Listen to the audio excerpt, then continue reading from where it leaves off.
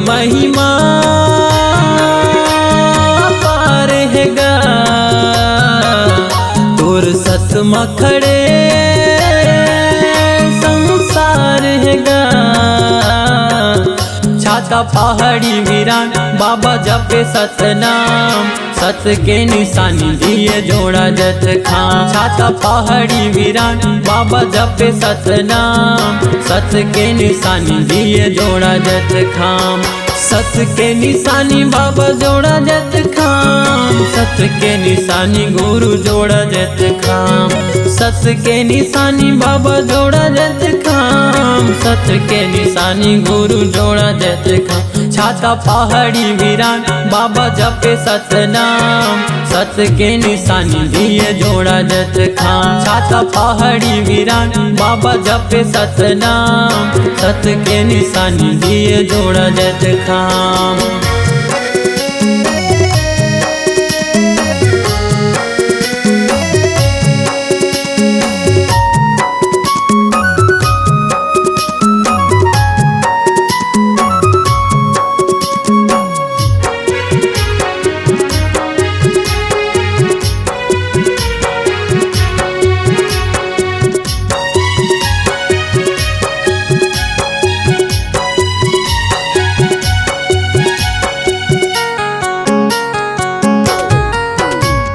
सतला बताए बाबा जपे सतनाम ला, दुनिया में अमर होगे बाबा तोर नाम हा।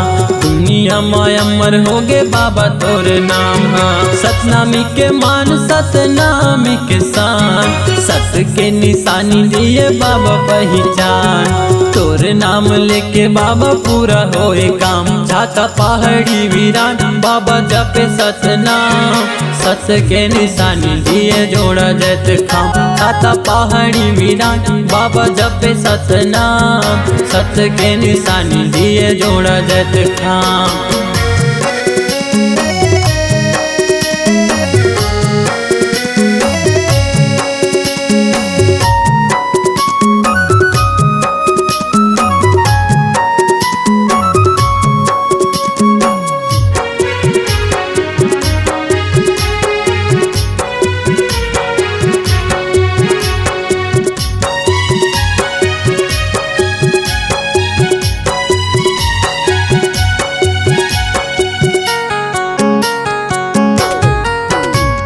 सोना खान के राजा बाबा देखे तोर कामला, देवी हवे भूखा काहले ही तोर जानला।